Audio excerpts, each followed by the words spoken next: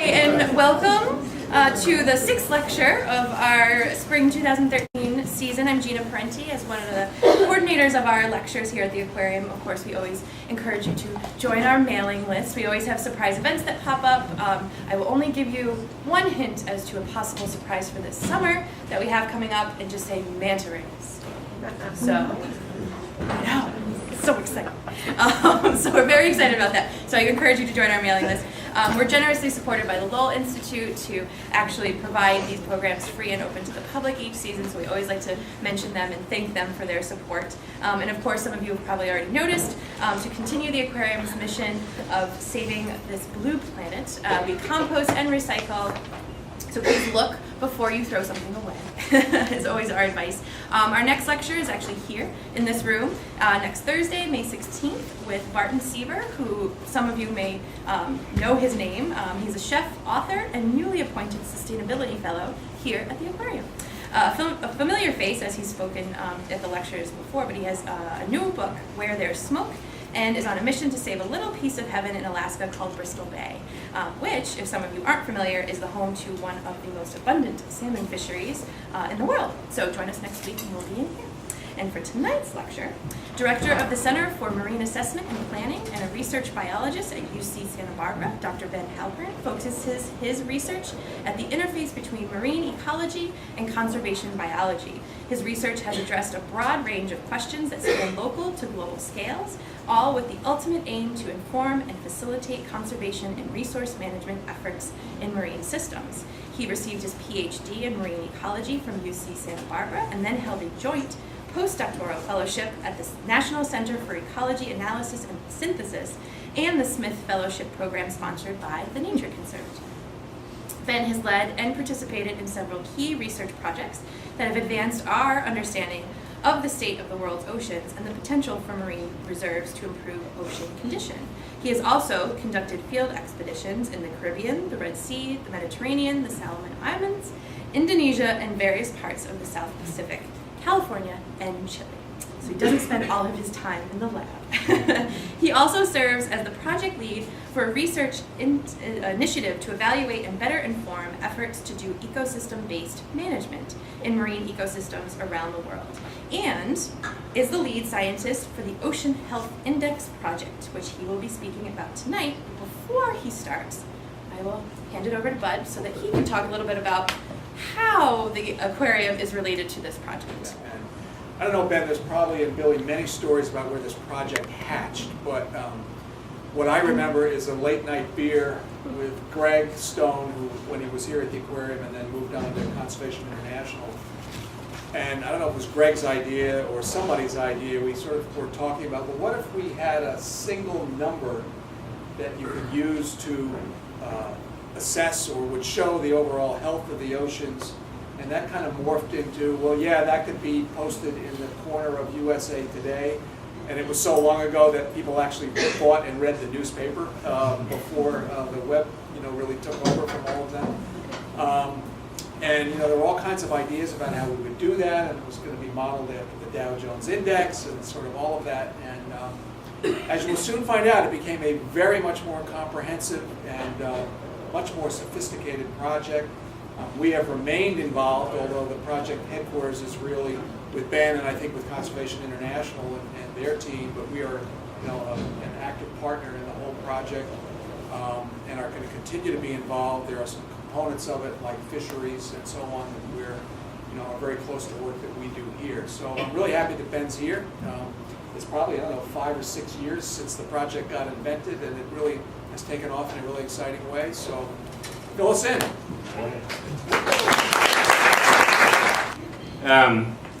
It's great to be back here. I lived in Boston a while ago. I worked at the aquarium even as an intern and a docent for a while, and my in-laws live here, so I get to visit frequently, which is really great. So I want to try to answer this question, but I want you to also hopefully leave from this this lecture asking yourself what this question means to you, and I'll help facilitate that exploration. It's actually a really challenging question to answer, and to boil it down into a single number, as Bud alluded to, has a lot of really interesting and difficult scientific questions, but also human value and cultural aspects to it that make it a really rich area for research and for conservation application to figure out how to implement the index, try to change the way that we are managing and using our oceans. And I want to start my story actually here in Massachusetts. My family actually has really, really deep roots in this area. They moved here in the 1660s. And Nantucket, down there on the bottom, which of course you're all familiar with, was home to my family. This house, which if you've been to the island know is the oldest house on the island, it's not named after my family because they weren't the first owners, but Nathaniel Paddock was the second owner from about 1700 through the 1840s or 50s, so the longest inhabitants of it, not himself, but his family. And so he's my great-grandfather, 8 or 10 or 15 times removed. He was a weaver, but his brother was Ichabod Paddock, who lived across the Sound on the Cape. And Ichabod was a very innovative whaler. And he was invited by Nathaniel to Nantucket to introduce new technologies about whaling to the island whalers. And if you know anything about global history of whaling, that transformed our oceans.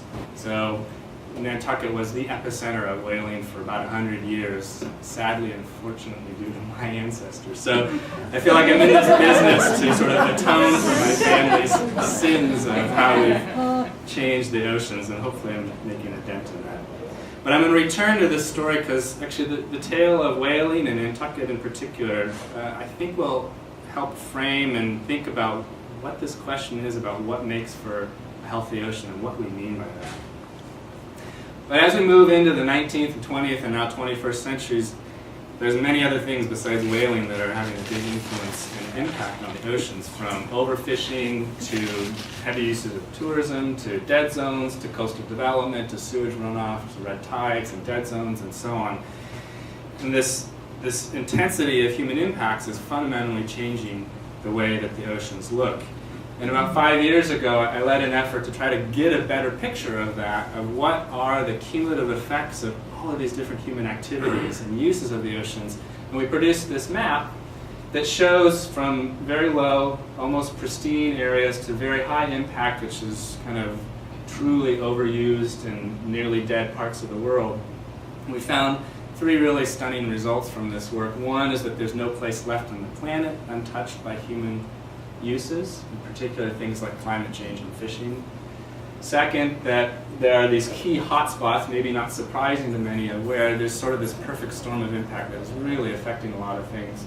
And the third is that over 40% of the oceans is being heavily impacted by humans, which is a huge amount because the oceans are vast. We don't live there, and yet we're having a really big impact on them. And this view of the world is sort of it's almost like a pristineness index. It is a single number that you get out of this that tells you how much negative impact we're having on the oceans, or the converse of that, where the areas that are having the least total impact, and sort of the last of the pristine oceans. But we did that, we published it, it's being used as a way to guide conservation, which is great, I'm really excited about that. But when you look into the policy literature and the legislative work that's in different countries, you hear them talking about ocean health. They're mandating it. We have President Obama's Ocean Act that was in a couple of years ago talking about ocean health, encouraging it. He just put out guidelines for it this past month that really talks about how we can achieve ocean health. We have it in Canada, we have it on the West Coast, we have it in Massachusetts in the Massachusetts Ocean Act.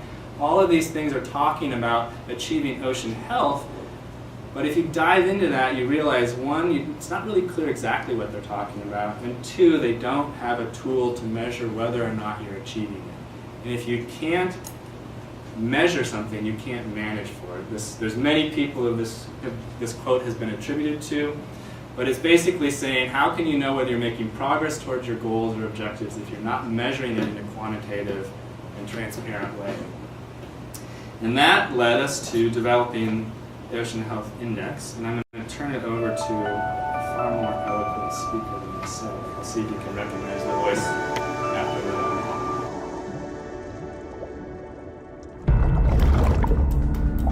For millions of years, marine life has been migrating, feeding, and multiplying, evolving in a dynamic array of dazzling ecosystems. And for hundreds of thousands of years, humans have thrived, living off the bounty of the seas.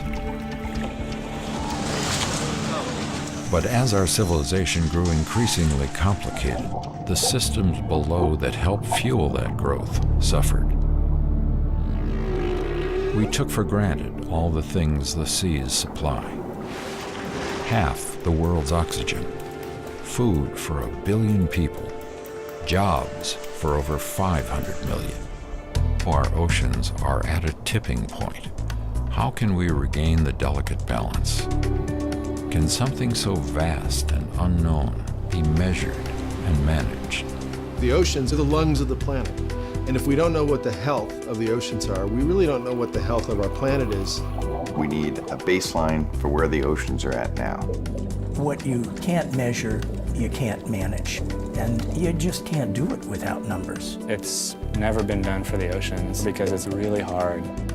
It was not something that was really possible to do very far in the past. It's tricky business. It's vital business. And somebody has to do it. It took over 3 years, over 60 scientists, researchers, and organizations to come up with a way to measure the health of the world's oceans, to calculate how much we can take, we can use, we can disturb, and still keep our seas vibrant and productive. It is okay to use the ocean. What we cannot do is to exploit it as we have been doing. People are now part of the ocean. There's so many of us, and all the things that we do are so pervasive in the ocean that we're really part of it now. And we need to be able to take the places that are being successful in interacting with the sea and replicate what they're doing in places where there are problems. So a healthy ocean has both an intact natural system and a human system, a human community that's able to benefit from the ocean. We need healthy, sustainable oceans now and for future generations. Check out the Ocean Health Index. It's a new language, it's easy to learn, and it's just a click away. A healthy ocean, a healthy future.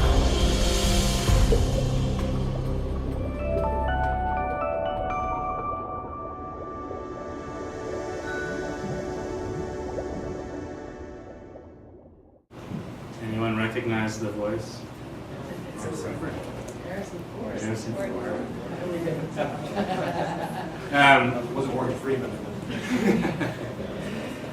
So,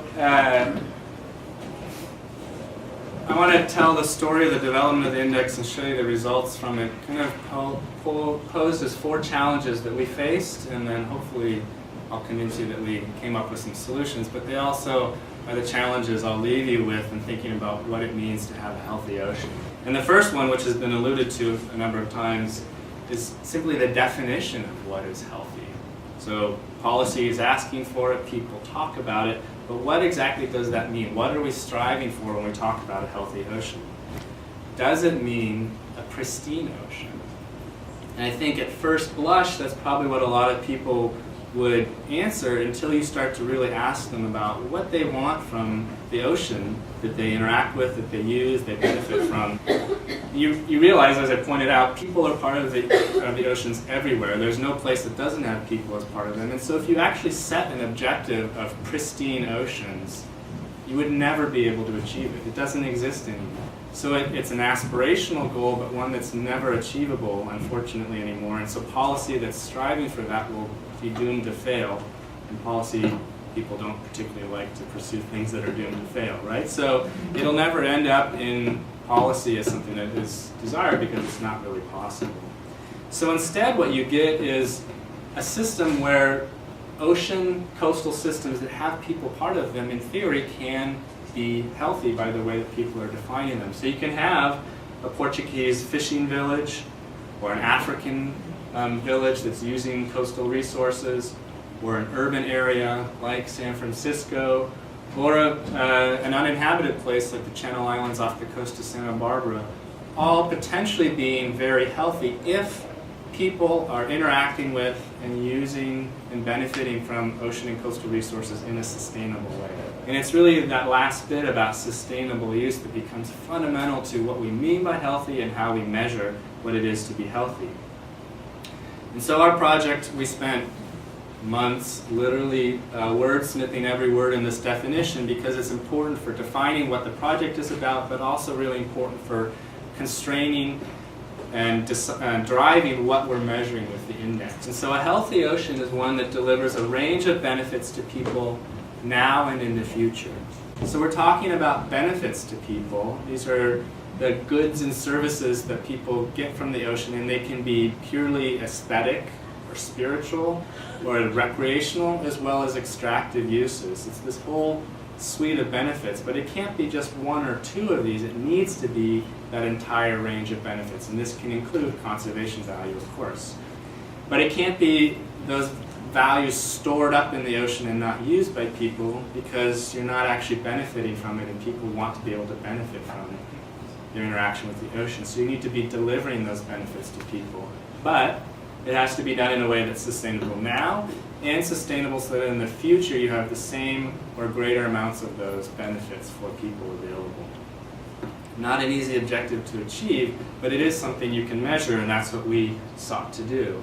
And the first big challenge was to actually define what are these range of benefits that people want. We looked at the policy literature, we looked at the scientific literature, and we came up with these 10 broad categories or goals that people have for a healthy ocean. Things like food provision from wild-caught fisheries or mariculture, the artisanal or small-scale fishing that many people around the world engage in, natural products, which are the things like seaweed or sponges or shells that people trade but don't consume, storage of carbon to help mitigate against climate change, coastal protection to protect against storm damage and erosion, tourism and recreation, pretty straightforward, the jobs and livelihoods and revenue and economies that are generated from coastal and marine systems, this cultural value of the sense of place that we get from marine systems that often are connected to iconic species like whales or sea otters, as well as places that are special to us, that if those places aren't doing well, then we feel like the whole ocean is not doing well. And then the final two are more familiar, potentially clean or unpolluted waters, and then the health of the biodiversity of the species and habitats that constitute the ocean. And I think you would agree that if all 10 of these things were doing really well, undeniably that's a healthy system. And if all 10 of them were not doing well, that's undeniably an unhealthy system. But it gets really interesting and challenging when some are doing well and others are not, why that is and what that means for whether or not we feel like an ocean is healthy. So this defines a healthy ocean, again, as a human-centric, value-driven view of what it means, but all values are recognized and accepted here. So conservation value is part of what's in here, but so is a value of people benefiting and using the ocean for the goods and services that it provides. Needless to say, we've had some pushback to that, but if you go out and talk to most people in the public and you talk to the policymakers, it resonates really strongly with what they're looking for and what they are interested in when talking about a healthy ocean. So the second challenge is defining the targets. So what exactly are we trying to achieve for each of these 10 goals and their components? What is policy striving for? What does the public want? What does science define as a healthy ocean across each of these 10 dimensions? And I'm going to walk you through a medical example to help you understand the challenges and also the scientific approaches to helping define these targets or reference points, assessing where we would like to be relative to where we are. So you can imagine if you're going to your doctor and you're getting your cholesterol test and you come up with a number of 240, if you've never been to the doctor and you're somehow immune to all of the public media literature out there about what your cholesterol number should be, you have no idea what this 240 means. Is that good? Is it bad? Should I be worried about my health?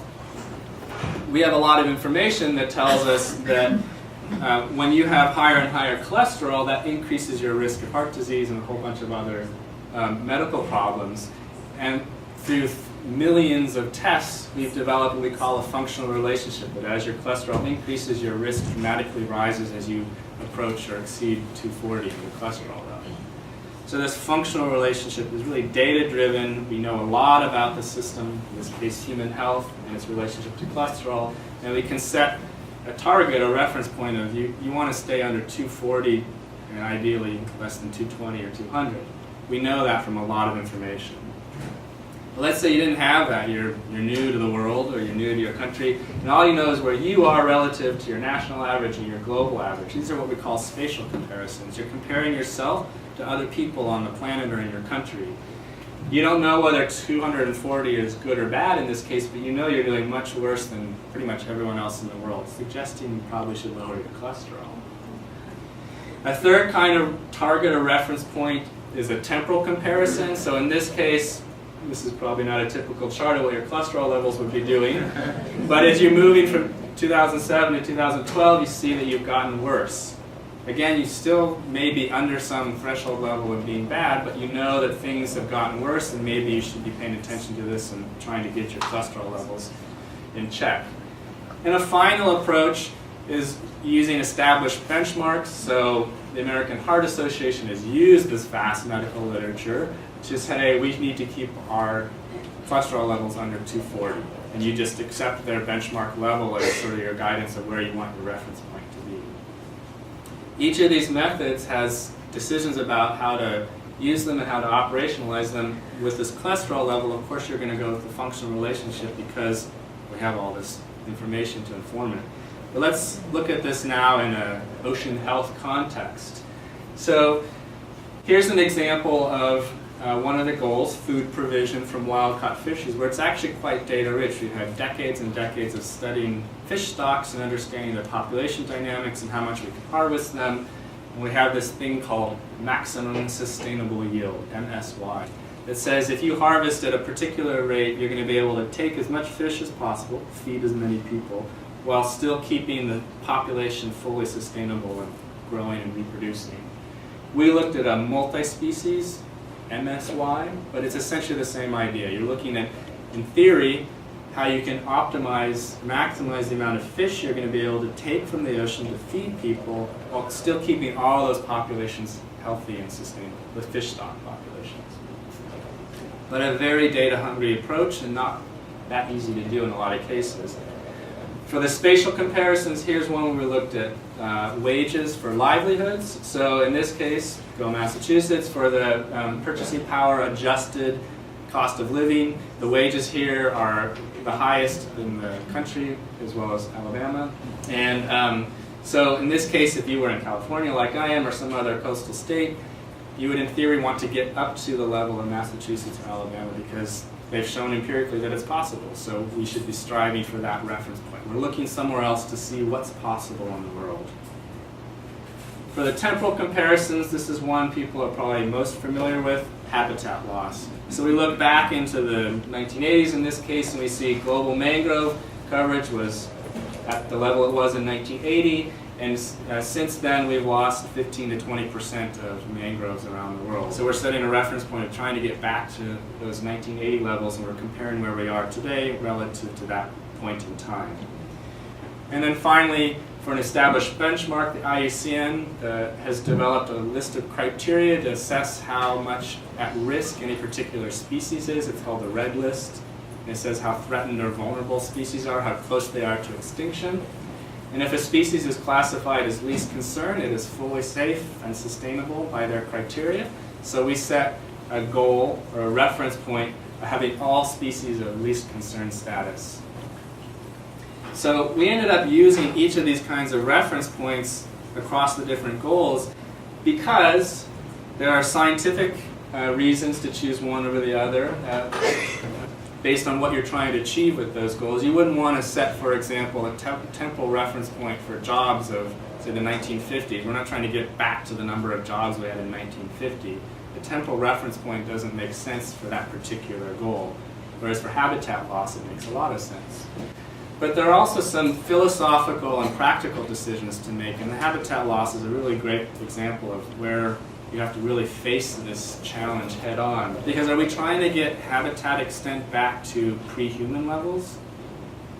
Probably not, because that's impossible. We're trying to get back to pre-industrial, pre-1900, pre-1950. What exactly is our target or our goal? Where would we want to be as a community given the reality of the situation we're in? And then there's the practical side, both of what's feasible, but also what we have data for. So we just don't have data for most places on how much habitat there was in places, so we can't set a reference point of something we don't even have information on. So you're constrained practically by the data that are available to inform your decisions. So the reason this is so important is what you set your reference point at tells you where you are relative to where you want to be. So where you're measuring today relative to this reference point. If your reference point is 100 and you're at 50, you're at a score of 50. If you set your reference point at a lower level, your score today is going to be higher. And if you set your reference point at a higher level, your score today is going to be lower. Because you're comparing where you are today relative to that reference point. So it's a really important part of understanding what the numbers mean. All right. The third challenge was to build a framework that we could apply anywhere, at any scale. So I'm going to show you some global results and then some results from scaling it down to the west coast of the United States where we've completed one of these regional applications. But it's not trivial to do this, and the reason it's so important is because you want, if you're going to go to all this effort to develop a tool, you want ideally anyone to be able to use it that's interested from global to local scales. So I'll show you the results as a way to illustrate how we were able to develop this framework. And if you're interested in the nitty-gritty details, we can talk about it afterwards. So this is the map that we produced. We published and launched it last year. And we evaluated each of the coastal countries. There's 171 places that were evaluated. And you can immediately see some patterns emerging. The coast of Western Africa is the lowest scoring places for the most part. There's a few remote atolls in the Pacific. There's some of the highest scoring places. We found two interesting trends in the results that aren't too surprising but are useful to acknowledge and point out. The first is that developed countries tend to score higher than developing countries on the index, largely because they have robust, stable economies, they have resources to put towards management and enforcement of that management, which all helps improve the sustainability of how those communities are interacting with and using the oceans. And developing countries tend to not have essentially the luxury or the resources to put towards those kinds of management institutions, nor do they tend to have as strong of economies. That's definitely not a rule. There are developed countries that are doing poorly and developing countries that are doing well, but it is a trend that emerges. And the second interesting one is the countries that scored high on that cumulative impact score that I showed you earlier tend to do much worse on the index score as well, which is not surprising if you're overusing and over-impacting your oceans. It's having a negative impact on the health of the oceans. So it confirms the sort of relationship between these two ways that we interact with and use the oceans. I'm going to shift the way we look at this now to these, we call them flower plots or petal plots. So this is the world boiled down into a number. So the world's oceans got a score of 60 out of 100. Is that healthy? Well, it's a lot better than 20 or 30, but it's a lot worse than 100. So we're not doing terribly, but we have a lot of room for improvement. That's my cop-out way of saying what 60 means. But then each petal represents each of the goals, and the closer they are to the outer edge is how close you are to 100. So you can see the numbers around the edge of the around the edge of the petal diagram. And they're color-coded just for ease of keeping track of them. And so you can see quite quickly now how different goals are scoring when you aggregate across each of the countries in the whole world. And you can see in particular like fishing, tourism, recreation, have a lot of room for improvement, whereas some of the other goals, like clean waters, are actually doing reasonably well, as well as some of the habitat-based ones, and we can talk about why if you would like to at the end. But I want to show you two countries that both scored in the top 5, Germany, and then the next one I'll show you, to illustrate how the index is accounting for, reflecting, and essentially rewarding the sustainable interaction of humans with ocean resources. So Germany, one of the most populated countries in the world, definitely had a long history of modifying their coastline, and yet they score quite relatively well on the index because they have a robust economy, they have a strong environmental ethic that has worked towards sustainable management of their ocean resources, and you see that reflected in doing quite well in a number of the goals that they're being measured against.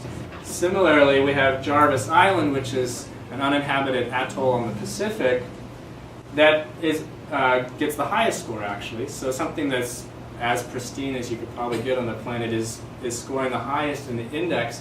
And this happens because many of the goals that are human use focused, like fisheries and mariculture and natural products, tourism and livelihoods, because people don't live there, it's not being scored against that place. They're not being penalized for not producing something that people don't want there. So the values for an uninhabited atoll are about essentially conservation values, species, habitats, clean waters, iconic species, coastal protection, and it's doing very well on those. So the index reflects the values that we have for a place and how well we are sustainably achieving those particular values. The other thing that emerges from this approach is what I like to call sort of a portfolio view of ocean health. And I'm going to show you 3 countries now that all scored 63 on the index. And just watch the petals as they change size. All these countries are achieving the same score but in very different ways. So here's the United States, here's Israel, and here's the United Arab Emirates. So this portfolio perspective highlights the fact that you can get to a score in many different ways and actually therefore improve your score in many different ways. And this provides a lot of strategic opportunity for countries or organizations that are thinking about how to improve their score. They can look for the lowest hanging fruit or the best cost-benefit approach or where they can most improve their score. And there's a lot of room to think about different paths towards success. And that portfolio view, I think, is part of why the index is starting to get a lot of traction by policymakers and management for application towards thinking about ocean use and management. So as I said, we've applied it now to the west coast of the United States. We've also applied it to Brazil. We're working on Fiji and a few other case studies to show how you can apply the framework of the index in a very data-rich place like the United States, and in particular the west coast of the United States. And you can get scores for subsections of a region, as well as very data-poor places like Fiji, and also very complex places like the coast of Brazil that span from nearly the equator all the way down to very high latitudes. So that you can apply this in different social contexts, in different ecological contexts, at different scales, with different kinds of data, and we're able to do that quite easily with this framework. And just to highlight that as we scale the index down to this local scale, we're able to update the way that we modeled or measured many of the goals to account for the much richer, better data that are available in this area. We're able to use lots of regional data. Over 80% of the data for this assessment come from the west coast of the United States, the rest come from the United States, which means we're able to use the best available information for a particular place, which is really important if you're trying to inform management. And then we were actually able to look back in time to kind of see how the index has been changing over time in this particular region, which really is informative. We couldn't do that globally because there's just not enough data for it, but we could do that here, and it gives you a really much richer sense of what's happening to the different dimensions of ocean health in this particular region. And this is we're applying this, as I said, in Brazil, Fiji, and the west coast of the United States.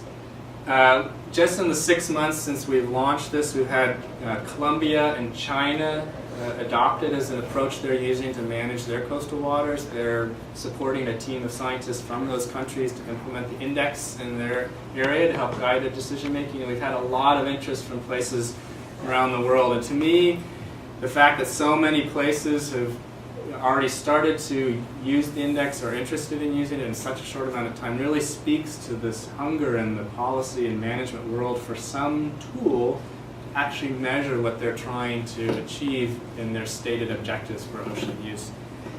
So this is a really exciting testament to me about how effective we've been in developing this index. And sort of speaking to that, this fourth challenge is how do you communicate something that's pretty complex and detailed and rich in the scientific world to a broader audience? And I'll give some examples of what we did, but I'll just say we put a lot of resources into this, and the aquarium was a really important partner in this effort, because we realized that just doing the science and hoping that it got used was never going to be very effective. There's many stories of that kind of science that's been done. And so we put a lot of effort into developing this website. I encourage you to go explore it. It's beautiful. It actually just last month won 2 Webby Awards, which is really exciting. One for science and one for visual design, which to me is like a perfect pairing of awards for something about what we're trying to achieve. It's rich with information. There's videos, there's stories. You can sign up and get updates. You can also explore all of the data and information that are compiled in the index. And if you're really eager, you can download all the data and start playing with it yourself.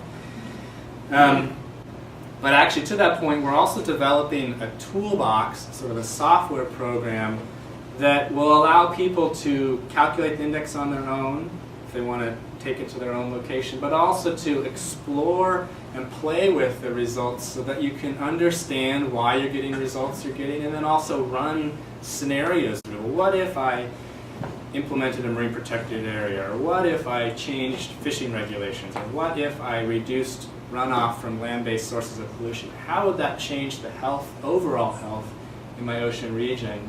And then what does that mean for the kinds of management decisions we'd like to make? So we're going to be launching a beta version of that this summer and then improving it over the year to follow, all with the aim of essentially democratizing this approach to doing ocean health assessment so that we're not needing to be in the middle of it all the time, really let people run with it on their own.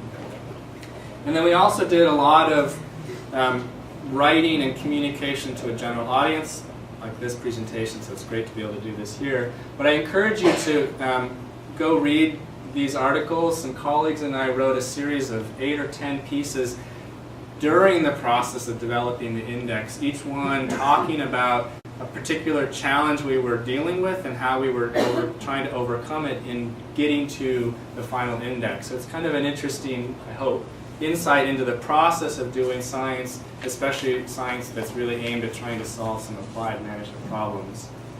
And then if you had your feathers ruffled with how we defined a healthy ocean and just can't let go of the idea that it should be a pristine ocean, I encourage you to go look at this piece I wrote for Scientific American.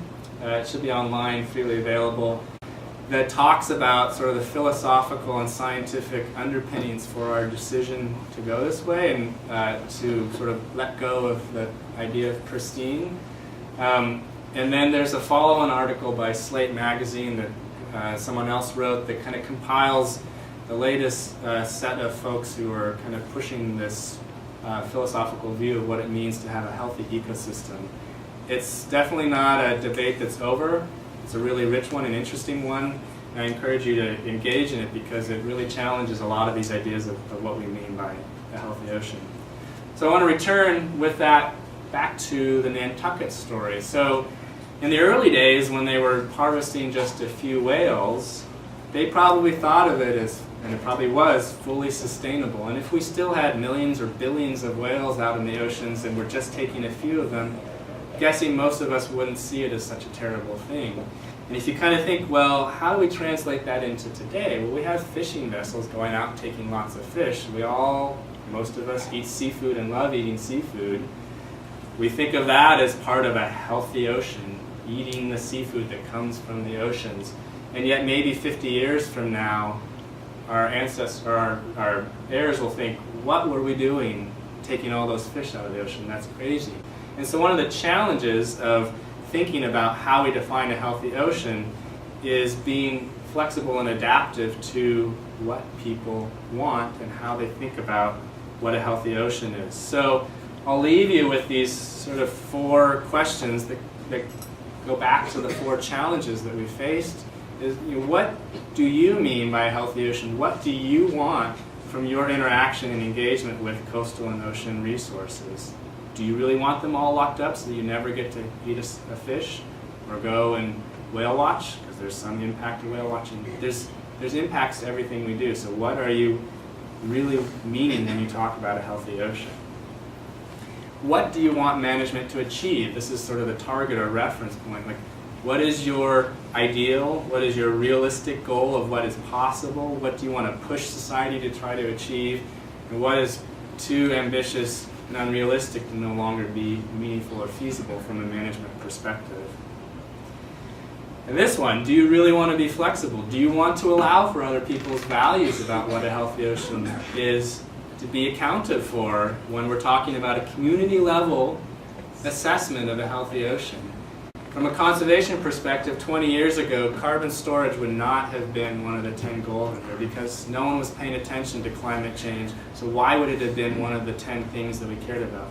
But now it is one of the 10 most important things that oceans provide us.